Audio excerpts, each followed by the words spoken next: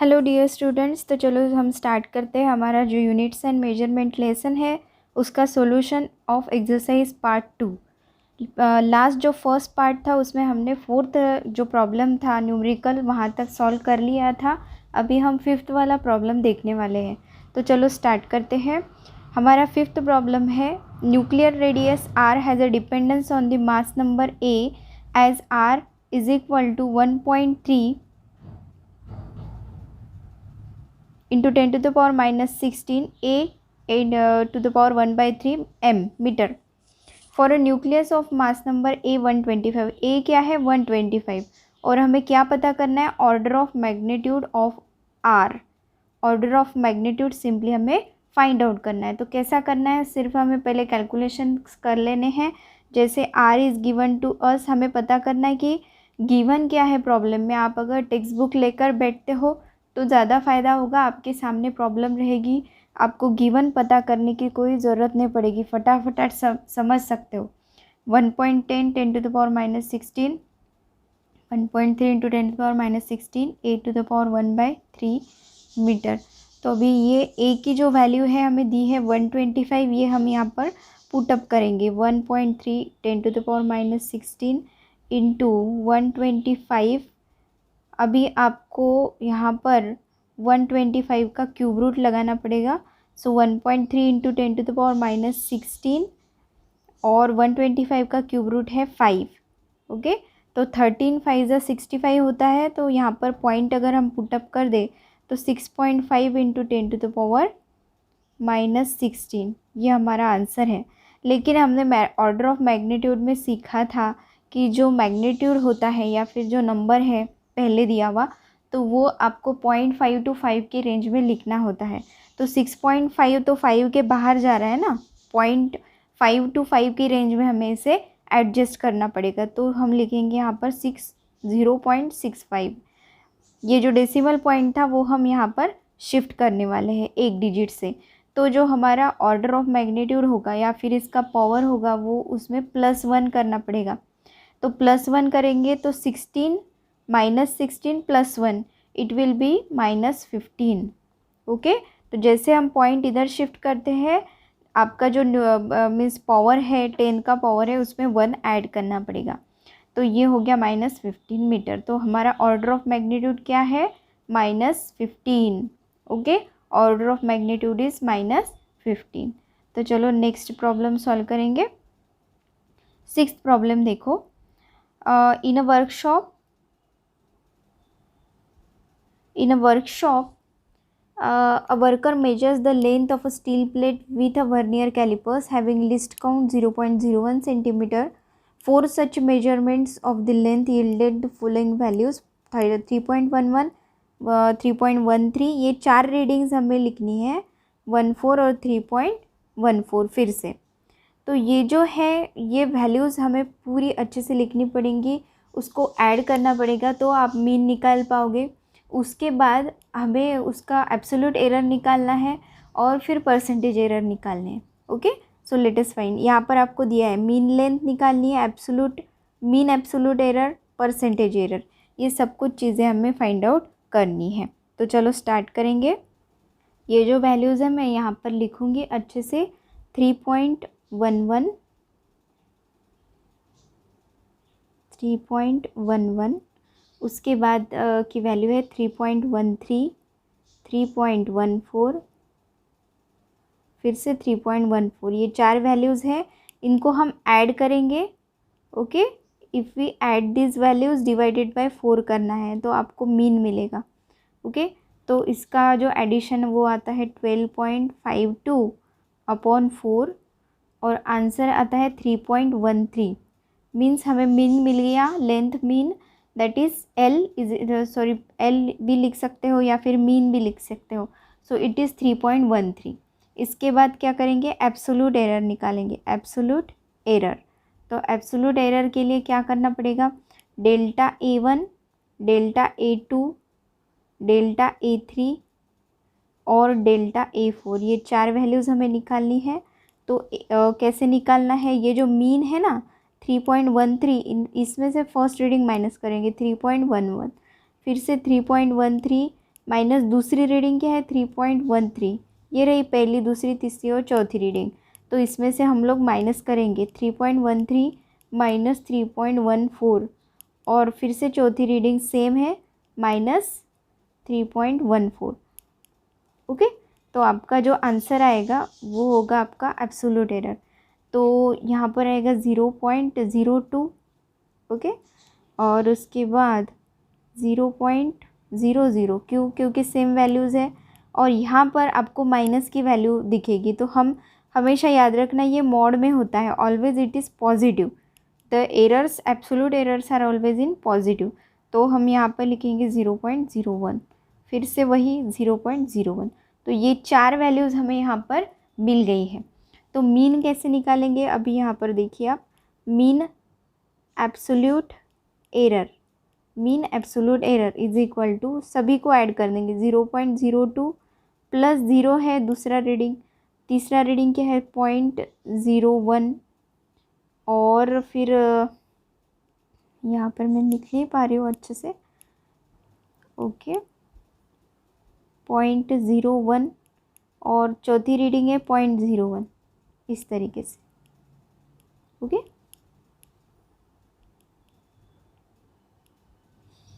Now afterwards we have to divide it by 4। तो इसका answer आएगा 2 + 1 3, 3 + 1 4, मीन्स 0.04/4 इज़ 0.01। तो ये हमारा एब्सोल्यूट मीन एब्सोल्यूट एरर हो गया। ये क्या है, मीन एब्सोल्यूट एरर।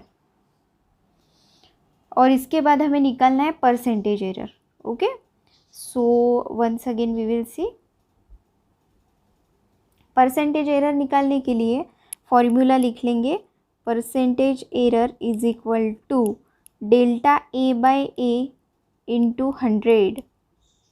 ओके, तो डेल्टा ए का मीन क्या आया था, अभी हमने निकाला 0.01 अपॉन मीन क्या था हमारा 3.13 मल्टीप्लाइड बाय 100। तो ये अगर कैलकुलेट करें तो हमारा आंसर क्या आएगा, आप मेरे साथ भी कैलकुलेट कर सकते हो पॉज करके। तो आंसर मैं लिख के देती हूँ 0.32%। ओके, ये हो गया मतलब हमारा percentage error. All of you got it the problem.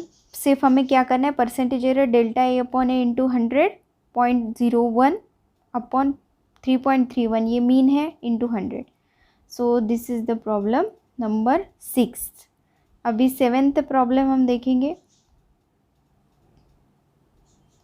Find the percentage error in kinetic energy of a body having mass 60 ± 0.3 ग्राम और मूविंग विथ वेलोसिटी भी दी है। तो अभी कैसे कैलकुलेट करेंगे, so simple problem, kinetic energy is equal to half mv², ये सभी हमको पता है। जो इक्वेशन है, ये हाफ जो है ये डायमेंशनलेस क्वांटिटी है, क्योंकि इसका जो कांस्टेंट है वो डायमेंशनलेस होता है, कोई भी नंबर लो आप। ओके, और दूसरी बात, काइनेटिक एनर्जी और ये जो है मास और वेलोसिटी, ये तीनों का रिलेशन हमको पता है। Kinetic energy directly proportional to mass and square of velocity. तो मास और वेलोसिटी, ये दो फैक्टर को हमें एरर, फ्रैक्शनल एरर के फॉर्म में लिखना है। मतलब कैसे लिखना है, जैसे मास के लिए हम लिखेंगे delta M/m, it is relative error, it is relative error of mass. और ये जो स्क्वायर है तो स्क्वायर को लिखेंगे 2 multiplied by delta V/V, relative error, multiplied by 100। ये हमारा फॉर्मूला किस चीज़ के लिए चाहिए हमें, ये फॉर्मूला हमें फाइंड आउट करना है, ये हमें फाइंड आउट करना है percentage error in kinetic energy of body. Okay, percentage error, so that's why we have multiplied. तो अभी वैल्यूज़ पुटअप करेंगे।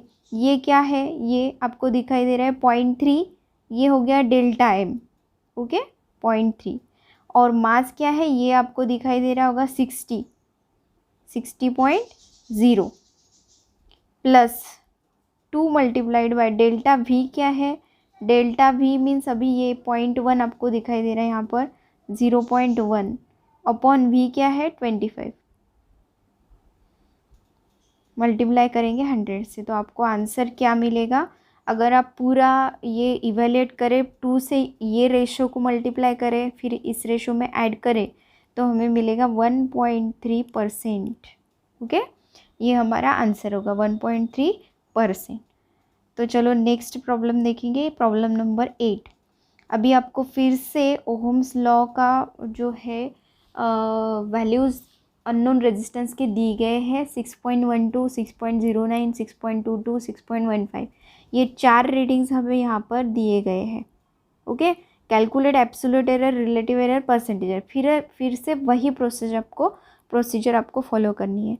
तो सबसे पहले क्या करेंगे हम लोग, मीन निकालेंगे। ठीक है, 6.12 प्लस 6.09 प्लस 6.22 प्लस 6.15, ये चारों रीडिंग्स को ऐड करना है और डिवाइडेड बाय 4, तो हमें क्या मिलेगा, mean.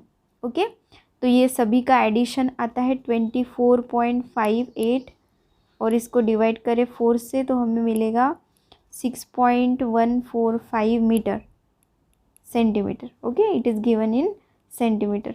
So this is the mean. Okay, ये मीन हो गया हमारा। अभी आगे क्या करना है आपको, एब्सोल्यूट एरर निकालना है। ठीक है, so let us find the absolute error, delta A1, delta A2, delta A3 और डेल्टा A4।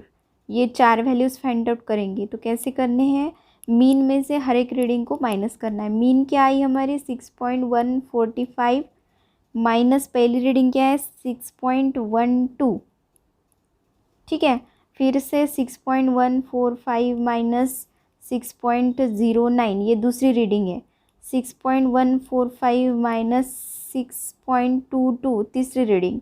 6.145 माइनस चौथी रीडिंग 6.15। ठीक है, इसी तरह से आपको माइनस करते जाना है। तो चलो आंसर क्या आएंगे देखते हैं, 0.025, फिर 0.055। ओके, उसके बाद 0.075 और लास्ट में आएगा 0.05 लाइक दिस। ओके, तो इस तरह से कैलकुलेशन करने के बाद हमें एब्सोल्यूट एरर मिल गया। अभी ये सभी को ऐड करेंगे, ये चारों रीडिंग्स को ऐड करना है, तो हमें क्या मिलेगा फाइनल आंसर। चलो करते हैं, 0.025 प्लस 0.055। काफ़ी लेंदी लग रहा होगा, लेकिन ये प्रोसीजर तो हमें फॉलो करना ही है पेपर में। 0.05 हर एक स्टेप को मार्क्स होते हैं, divided by 4 is equal to 3 mark के लिए प्रॉब्लम आपको ज़रूर आएगा पेपर में। तो इसका एडिशन आता है 0.160 अपॉन 4। तो हमें क्या मिलेगा यहाँ पर आंसर में, वी विल गेट 0.04 ओहम। यहाँ पर ज़रूर लिखना है। Okay, it is in ohm. Now percentage error find out करेंगे। ओके, तो परसेंटेज एरर के लिए क्या करेंगे, percentage error is equal to जो डेल्टा ए है अपॉन ए मल्टीप्लाइड बाय 100, ये हमारा रियल फॉर्मूला है। तो डेल्टा ए क्या है, अभी एब्सोल्यूट एरर का मीन निकाला था हमने 0.04 करके। ओके, और ए क्या है, मीन है, मीन निकाला था 6.145 मल्टीप्लाइड बाय 100 करेंगे, तो आंसर आएगा 6। पहले तो लिख देती हूँ फ्रैक्शन में 0065। ओके, ये फ्रैक्शन का जो आंसर है, मल्टीप्लाई करेंगे 100 से तो आपका आंसर आएगा 0.65%, 0.65%। Okay, got it. ये दो ज़ीरोज़ है ना, ये यहाँ पर आपको शिफ्ट करना है पॉइंट। ठीक है, 0.65। तो ये रहा हमारा 8 नंबर का प्रॉब्लम। नेक्स्ट प्रॉब्लम देखेंगे 9 नंबर का जो प्रॉब्लम है, an object is falling freely under the gravitational force, freely under the gravitational force, its velocity traveling distance h is v. If v depends upon gravitational acceleration g and distance, prove with dimensional analysis. अभी आपको dimensional analysis से prove करना है कि कि v is equal to k under root G H होता है। तो कैसे प्रूव करेंगे? हमको पता है कि लेफ्ट हैंड साइड और राइट हैंड साइड अगर इक्वल है ये इक्वेशन के, तो हम समझ सकते हैं कि ये करेक्ट है इक्वेशन। ओके, तो चलो let us find v is equal to क्या है, एल एच एस है। ओके, एल एच एस में क्या है, v है, तो v के डायमेंशंस क्या है, L1 t-1। ओके, हमें बेसिक चीज़ों के डायमेंशन लर्न होने चाहिए, वेलोसिटी, एक्सेलरेशन, ओके, फोर्स, ये चीज़ें हमें पता होनी चाहिए। तो वेलोसिटी क्या है, L1 t-1। तो राइट हैंड साइड में क्या है, RHS में क्या है, अंडर रूट GH। ओके, तो अंडर रूट G मतलब एक्सेलरेशन ड्यू टू ग्रेविटी। तो ग्रेविटी का क्या लिखेंगे हम लोग, ग्रेविटी का जो डायमेंशन है वो लिखेंगे। चलो एक सेकेंड, ग्रेविटी के लिए ये है L1 t-2। Okay, L1 t-2, और height means it is distance, तो L1 लिखेंगे उसके लिए। Okay, it is L1। तो L1 और L1 क्या बनेगा, 2 L2 और t-2। लेकिन हमें यहाँ पर क्या लिखना पड़ेगा, half, means it is in under root. Okay, तो अंडर रूट में अगर लिखे हम इसको तो क्या आएगा आंसर, 2 से इसको मल्टीप्लाई करो, 2 इंटू हाफ, ये बनेगा 1, और t-2 को भी मल्टीप्लाई करेंगे हाफ से, तो क्या बनेगा, -1। ओके, तो ये L1 t-1 और ये भी L1 t-1, मतलब LHS is equal to RHS। ये समझ में होगा आपको। अंडर रूट में हमको ये दिया है, तो G और H के डायमेंशन हमने लिखे, उनको ऐड भी कर दिया, लेकिन हमें उसका जो ये होता है स्क्वायर, जो पावर्स होते हैं वो हाफ में लिखने पड़ेंगे। क्यों? क्योंकि वो स्क्वायर रूट में है। ओके, और मल्टीप्लाई करने के बाद ये आंसर आता है। तो इसका मतलब ये जो इक्वेशन है it is correct, dimensionally correct. Next question देखेंगे, 10 नंबर का क्वेश्चन। ये क्वेश्चन आपको देखिए, AT plus B upon T plus C plus V0, ये आपको इक्वेशन में पहले से ही दिया गया है। ओके, ये जो आपको दिखाई दे रहा है equation, AT plus B upon T plus C plus V0, यहाँ पर 3 टर्म्स हैं। ये एक टर्म है, ये दूसरी और ये तीसरी, आप बुक में भी देख सकते हो। जो 10 नंबर का प्रॉब्लम है, तो हमें क्या फाइंड आउट करना है, हमें फाइंड आउट करना है कि A और B और C ये जो कॉन्स्टेंट्स है उनके डायमेंशंस हमें फाइंड आउट करने हैं। ओके, तो चलो करते हैं।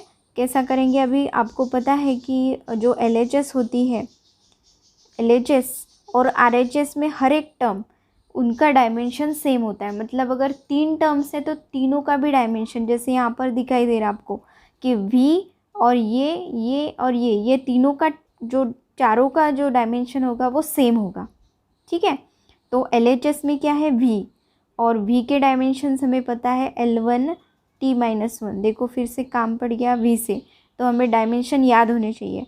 तो AT पहली टर्म क्या है, AT is equal to V। इसका मतलब है कि A की वैल्यू क्या हो गई, V upon T। Okay, T मतलब टाइम, तो टाइम के डायमेंशंस क्या है, यहाँ पर मैंने वेलोसिटी के लिख दिए, और T1 टाइम के डायमेंशन है T1, तो ये ऊपर चला गया T1, तो वो होगा -1, है ना।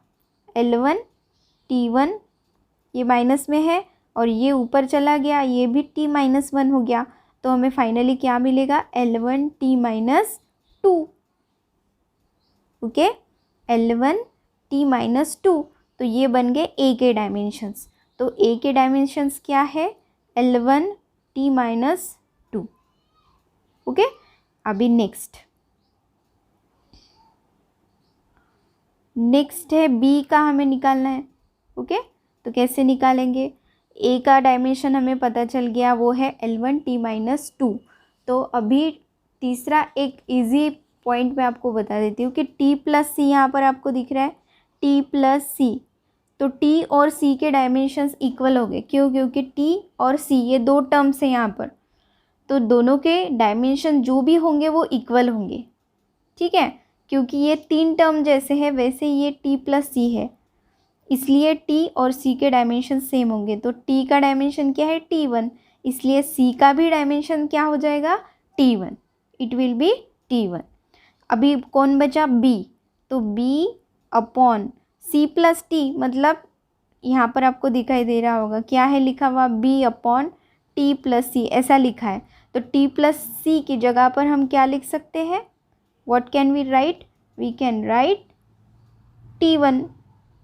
क्यों, क्योंकि अभी निकाला हमने कि T1 टी प्लस सी, मतलब टी और सी का डायमेंशन T1 है इसलिए, ओके। और लेफ्ट हैंड साइड में क्या है V, तो V के डायमेंशन क्या है L1 T-1, ये क्या है V का है डायमेंशन, ये V के डायमेंशन है जो ये राइट हैंड साइड से इक्वल है, ठीक है। तो चलो कैलकुलेट करें, B is equal to L1 T-1, और जो डिनोमिनेटर में है, डिवीजन में है, वो मल्टीप्लिकेशन में लेके जाओ T1, इसकी साइन चेंज नहीं होगी, -1 नहीं होगा। क्यों, क्योंकि ये डिनोमिनेटर में है तो हम इसे लेके जा रहे हैं न्यूमरेटर में। तो फाइनली आंसर क्या आएगा, B is equal to L1 और T-1 + 1 becomes 0। So we are getting B L1 M0, M तो है ही नहीं किसी चीज़ में, फिर भी हम लिख सकते हैं M0 और T0, ठीक है। तो A का जो डायमेंशन है वो आया L1 T-2, फिर C का डायमेंशन T1 और B का डायमेंशन L1, ठीक है। नेक्स्ट प्रॉब्लम हम देखेंगे 11 नंबर का। The length, breadth and thickness of a rectangular sheet of metal are 4.234 metre, 1.005, 2.01 centimetre. यहाँ पर give the area and volume of the sheet to correct significant figures. हमें क्या क्या निकालना है, एरिया और वॉल्यूम, ये दो चीज़ें हमें फाइंड आउट करनी है। तो चलो लेटेस्ट काउंट। आपको यहाँ पर एक चीज़ ध्यान में आई होगी, ये सेंटीमीटर में दिया है और बाकी की ये जो दो चीज़ें हैं वो आपको मीटर में दी गई है, तो सेंटीमीटर का मीटर में कन्वर्शन करना पड़ेगा। चलो latest right the given. L क्या है, लेंथ 4.234 मीटर यहाँ पर दी गई है आपको। उसके बाद हमें क्या दिया है, ब्रेड्थ दी गई है 1.005 मीटर, ये भी मीटर में है, कोई प्रॉब्लम नहीं। सिर्फ लास्ट का जो है हाइट या फिर थिकनेस भी हम बोलते हैं उसको, तो थिकनेस दी है 2.01 सेंटीमीटर में दी है। तो कन्वर्ट करो इसे, 2.0101 मल्टीप्लाइड बाय -2 मीटर, ठीक है। मीटर का सेंटीमीटर में करते वक्त हम रेज़ टू पावर 2 करते हैं, वैसे ही सेंटीमीटर टू मीटर करते वक्त -2 से मल्टीप्लाई करेंगे, ओके। चलो राइट डाउन एरिया। एरिया का फॉर्मूला आपको याद आएगा, 10th में था आपको स्टडीज़ के लिए मैथ्स में। एरिया ऑफ शीट और rectangular cuboid we can say it is twice LB + BH + LH। ये फॉर्मूला याद रखना है, ट्वाइस LB + BH + LH। ये फॉर्मूला में जो वैल्यूज़ है वो कीप पुटअप करेंगे। 4.234 ये हमारी हाइट है, ओके, मल्टीप्लाइड बाय ब्रेड कितनी है 1.005, ओके, प्लस B मतलब ब्रेड 1.005 मल्टीप्लाइड बाय H क्या है, H ये अभी ये लेना है आपको 2.01 मल्टीप्लाइड बाय 10⁻⁻²। और जो तीसरा पॉइंट है plus length multiplied by height 4.234 multiplied by 2.01 10⁻⁻²। काफ़ी लेंदी प्रॉब्लम है, मल्टीप्लिकेशन डिविजन्स करते बैठो। अभी यहाँ पर मल्टीप्लाई करके एडिशन करनी है, तीनों ब्रैकेट, ये फर्स्ट ब्रैकेट, सेकंड ब्रैकेट और थर्ड ब्रैकेट। आप पॉज करके कर सकते हो मेरे साथ। अभी यहाँ पर फाइनल आंसर मैं बता देती हूँ आपको, 8.721 मीटर स्क्वायर ऐसे आंसर आएगा। लेकिन हमें राउंड अप करना है तो 8.7, आपको पता है ना जो लास्ट डिजिट होता है वो 5 या 5 से कम अगर है तो उसको डायरेक्ट कट कर देना और वैसे ही रहने देना जो लेफ्ट हैंड में डिजिट है उसको। अगर 5 से ज़्यादा है तो वो कट करके लास्ट डिजिट में 1 ऐड कर देना। अभी यहाँ पर 1 है तो वो कोई चेंज ना करते हुए चला जाएगा। Okay, 72 metre square. Okay, this is area. तो एरिया के बाद अभी निकालेंगे हम वॉल्यूम। तो वॉल्यूम के लिए फॉर्मूला सिंपल है, length into breadth into height. ये सभी को अच्छे से याद होगा। 4.234 ये लेंथ है, ब्रेथ क्या है 1.005 मल्टीप्लाइड बाय हाइट क्या है 2.01 इंटू 10⁻⁻²। ओके, और फिर फाइनल आंसर निकालेंगे। तो फाइनल आंसर के कैलकुलेशंस आप करो। 0.0855 इस तरीके से कुछ आएगा answer, metre cube. Okay, unit हमेशा याद रखना है। यूनिट के लिए हाफ मार्क ज़रूर रखा जाता है आपकी बोर्ड एग्जामिनेशन में। अभी राउंड अप करके दिखाइए। 0.08। अभी ये 5 है तो 5 या 5 से ज़्यादा है तो नंबर ये कट होके 5 में 1 ऐड कर दो, दैट इज़ 86। ओके, ये हो गया हमारा राउंड अप। ये आंसर आ गया हमारा वॉल्यूम का। तो चलो समझ गए। नेक्स्ट प्रॉब्लम है 12 नंबर की।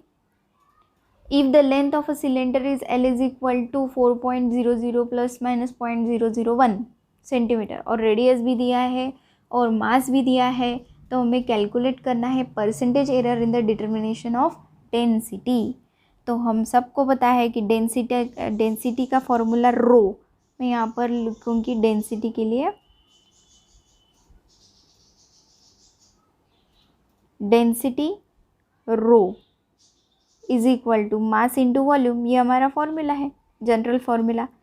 तो हमें क्या करना है, परसेंटेज एरर निकालना है, रिलेटिव एरर निकालना पड़ेगा पहले। Delta rho upon rho, delta M upon M plus delta V upon V. यहाँ पर मल्टीप्लिकेशन की साइन गलती से भी मत देना, क्योंकि जो एरर्स होते हैं रिलेटिव एरर वो ऐड होते हैं हमेशा।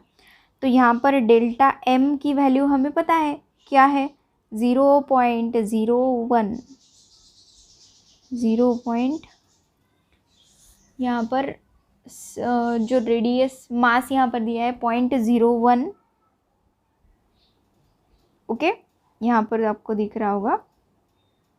और m की वैल्यू 6.25 प्लस, अभी वॉल्यूम तो नहीं दिया है ना, तो वॉल्यूम के लिए हमें क्या करना पड़ेगा, वॉल्यूम का सेपरेट मैं आपको लिख के देती हूँ। वॉल्यूम के लिए फॉर्मूला है सिलेंडर का πr²L। Okay, volume of cylinder πr²L। तो पाई जो है वो कांस्टेंट है, डायमेंशनलेस क्वांटिटी है। तो इसका एरर कैसे लिखोगे आप, fractional error, twice delta r upon r plus delta l upon l। हम पढ़े थे सब लोग कि a³ b² ऐसा है सपोज। तो 3 into delta a by a plus twice delta b upon b, ये पढ़ा था हमने, राइट। तो उसी तरीके से मैंने यहाँ पर कर दिया है, क्या लिख दिया है, delta r upon r plus delta l upon l। तो यही पूरा का पूरा जो है मैटर हम यहाँ पर लिख देंगे। ये पूरा जो है वो वॉल्यूम की जगह पर यहाँ पर लिख देंगे। तो चलो फिर से मैं यहाँ पर अच्छे से लिखूँगी।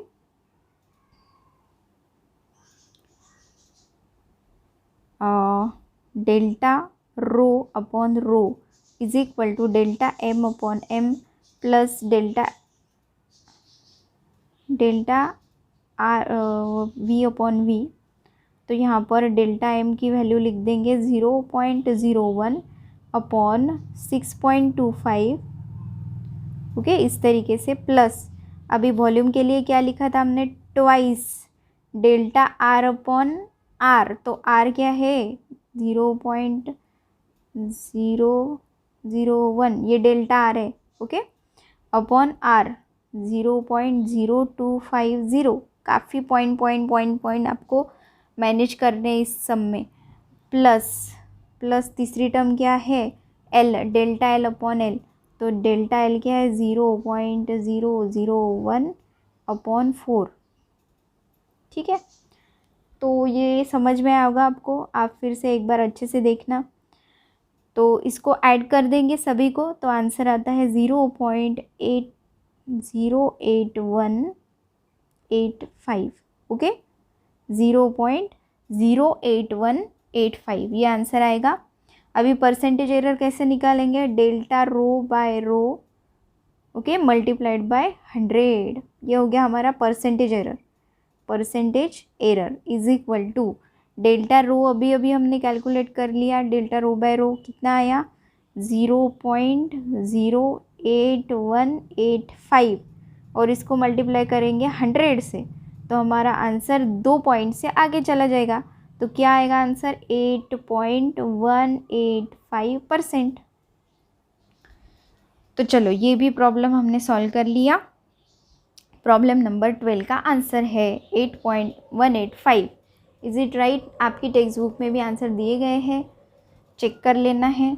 नेक्स्ट सवाल ये रहा 13 नंबर का, आप देख लीजिए। When the planet Jupiter is at a distance of 824.7 million kilometre from the earth, its angular diameter is measured to be 35.72 second of arc, calculate the diameter of the Jupiter. Okay, तो इसकी theory मैं आपको समझाती हूँ जल्दी जल्दी में। यहाँ पर सपोज ये अर्थ सर्फेस है, यहाँ पर ऑब्जर्वर है, टेलीस्कोप लेके खड़ा है, और यहाँ पर जुपिटर है। ओके, तो यहाँ से यहाँ तक और यहाँ से यहाँ तक 2 पॉइंट से हमें ये जुपिटर का ऑब्जर्वेशन करना पड़ेगा। तो ये आर्क जो है उसे हम डी कहेंगे, और ये है अल्फ़ा। ओके, एंगुलर डिस्टेंस या फिर एंगल जो यहाँ पर क्रिएट हो रहा है 2 ऑब्जर्वेशन के बीच में, दैट इज़ अल्फ़ा। और ये जो डिस्टेंस है, ओके, ये है डी, ये सेम होता है दोनों तरफ। तो हमारा फॉर्मूला क्या है, alpha is equal to D upon capital D, मतलब arc upon radius. Okay, arc upon radius, alpha या फिर थीटा भी बोल सकते हो, theta is equal to arc upon radius. ये फॉर्मूला हमने देखा था, alpha is equal to D upon D. Okay, so इसका मतलब क्या है, alpha into D, small D is equal to alpha capital D, small D is equal to alpha capital D. तो ये हमें निकालना है। तो सबसे पहले एंगुलर डायमीटर कैसे फाइंड आउट करना है वो देखते हैं। एंगुलर डायमीटर, ओके, तो ये सेकेंड्स में दिया है हमें 35.72 मिनट सेकेंड। तो इसको कन्वर्ट करना है रेडियन में, तो कैसे करें, 35.72 इसका फैक्टर है, हमेशा याद रखना 4.847, ये जो है मल्टीप्लाइड बाय 10⁻⁻6 करना है। अभी ये कन्वर्ट हो जाएगा रेडियन में, it will be converted into radian. Okay, 35.72 ये जो हमें दिया है सेकेंड्स में, इसको रेडियन में कन्वर्ट करने के लिए 4.847। ओके, ये रहा फ्रैक्शन। तो इसका आंसर नियर अबाउट आता है 1.73 इंटू 10⁻⁻4 रेडियन। आप कैलकुलेट करके देख लेना है, 1.73 इंटू 10⁻⁻4। अभी कैपिटल डी का वैल्यू निकालना है। कैपिटल डी का आपको दिया गया है 824.7 मिलियन किलोमीटर लिखा है यहाँ पर, तो मिलियन मीन्स 10⁻6। ओके, तो किलोमीटर में कन्वर्ट करो, 824.7 मल्टीप्लाइड बाय 10⁻6 किलोमीटर, ये कन्वर्ट कर लिया हमने। अभी मीटर में कन्वर्ट करना है, क्योंकि यहाँ पर रेडियन में दिया है ना, और आंसर जो निकालना है वो भी मीटर में है, तो हमें इसका मीटर में कन्वर्ट करके लेना पड़ेगा। तो ये आएगा 824.6 इंटू 10⁻+9 मीटर। ओके, यहाँ पर 6 ये किलोमीटर टू मीटर में करेंगे तो +3 आएगा, तो ये हो जाएगा 9 मीटर। ठीक है, तो ये कन्वर्शंस हमने कर लिए। अभी आपको क्या है करना, डी निकालना है, स्मॉल डी। तो स्मॉल डी का फॉर्मूला मैंने बताया, small D is equal to alpha into D.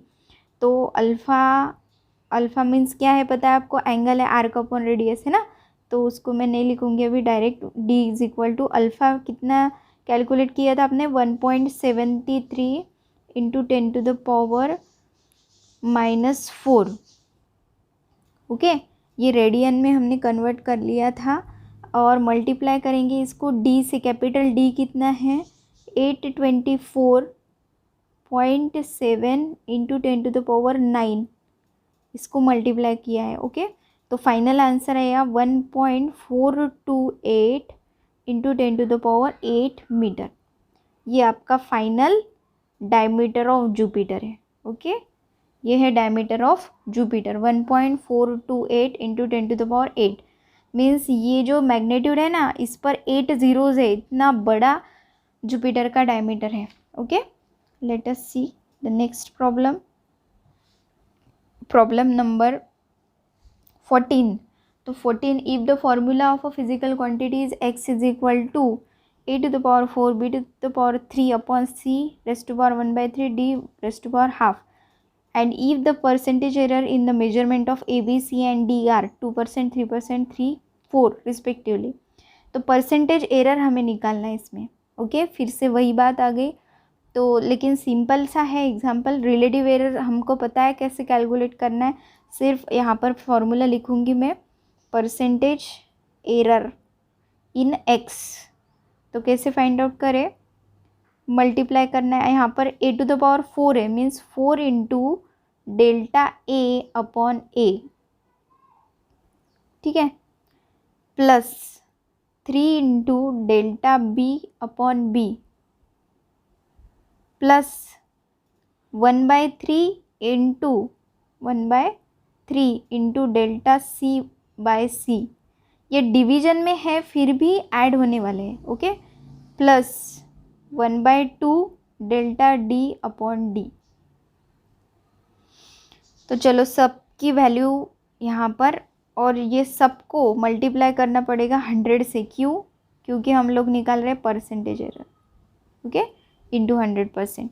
So 4 into, हमें पता है कि डेल्टा ए की वैल्यू, डेल्टा ए अपॉन ए की वैल्यू डायरेक्ट कैलकुलेट करके दी है 2, प्लस 3 इंटू डेल्टा b/b की वैल्यू है 3% इंटू 3, प्लस 1/3 इंटू, अभी डेल्टा c/c की वैल्यू भी 3 दी है, पहले से ही दे दी है, प्लस कुछ करने की ज़रूरत नहीं, 1/2 इंटू अभी ये दी है 4। ठीक है, तो 4 2 ज़ा 8 प्लस 3 3 ज़ा 9, और ये 1 3 3 गेट्स कट, तो 1 आएगा यहाँ पर, और 2 2 ज़ा 4 मीन्स इट विल बी 2। तो फाइनल आंसर क्या है, 8 plus 9 plus 1 plus 2 is equal to 20%। तो इसका परसेंटेज एरर आ गया 20%। ये सिंपल सा एग्जाम्पल है क्योंकि परसेंटेज ऑलरेडी दिया गया है, सिर्फ आपको वैल्यूज़ पुटअप करनी थी। ओके, ठीक है। नेक्स्ट 15th वाला sum, right down the number of significant figures. बहुत ही इजी सवाल है, चलो कैलकुलेट करते हैं। यहाँ पर आपको पहली जो है नंबर दिया गया है 0.003, तो इसमें नंबर ऑफ सिग्निफिकेंट कितने हैं, चलो बताओ। 1, ओनली 1, क्योंकि जो बिगिनिंग वाले ज़ीरोज़ होते हैं वो हम काउंट नहीं करते हैं। 0.1250, इसमें कितने हैं, 4, क्योंकि ये जो ज़ीरो है इसको हम काउंट नहीं करने वाले। तीसरा क्या है, 6.4 इंटू 10⁻6, तो इसमें भी कितने हैं, आपको पता है कि ऑर्डर ऑफ मैग्नीट्यूड को सिग्निफिकेंट फिगर में कैलकुलेट नहीं करते, तो कितने बचे, 2, ये सिर्फ 2। 4 नंबर का है 1.6 इंटू 10⁻−19, तो इसमें भी पावर को ये कंसिडर नहीं करना है, तो कितने बचे, 2। ओके, 5th नंबर का 9.1 इंटू 10⁻−31, इसमें भी कितने हैं, सिर्फ 2। ओके, जो ऑर्डर ऑफ मैग्नीट्यूड है उसको सिग्निफिकेंट फिगर में कैलकुलेट नहीं करना है। नेक्स्ट है, the diameter of sphere is given to us 2.14 centimeter. Calculate the volume of the sphere to the correct number of significant figure। बहुत ही सिंपल सा सवाल है। Volume of sphere, volume of sphere हम सबको ही पता है, चलो बताओ फॉर्मूला क्या क्या है, 4/3 πr³। ओके, इस तरीके से 4/3 πr³। तो 4/3 पाई की वैल्यू है 3.14, इसको मल्टीप्लाई करना है, और फिर जो यहाँ पर आपको डायमीटर दिया गया है रेडियस ने, तो यहाँ पर डिवाइडेड बाय 2 कर देंगे। ओके, तो फाइनल आंसर आता है 5.1321 सेंटीमीटर क्यूब। तो ये रहा आपका वॉल्यूम ऑफ स्फीयर। तो अभी सिग्निफिकेंट फिगर के फॉर्म में सिर्फ आपको कैसे लिख सकेंगे आप 5.13 सेंटीमीटर क्यूब। बस हो गया आपका आंसर रेडी। तो इस तरीके से हमने आज पूरी एक्सरसाइज ख़त्म कर ली है। आप ज़रूर इसको घर पे बिना देखे प्रैक्टिस कीजिएगा, ओके। और upcoming video is for second lesson. Good bye, thank you.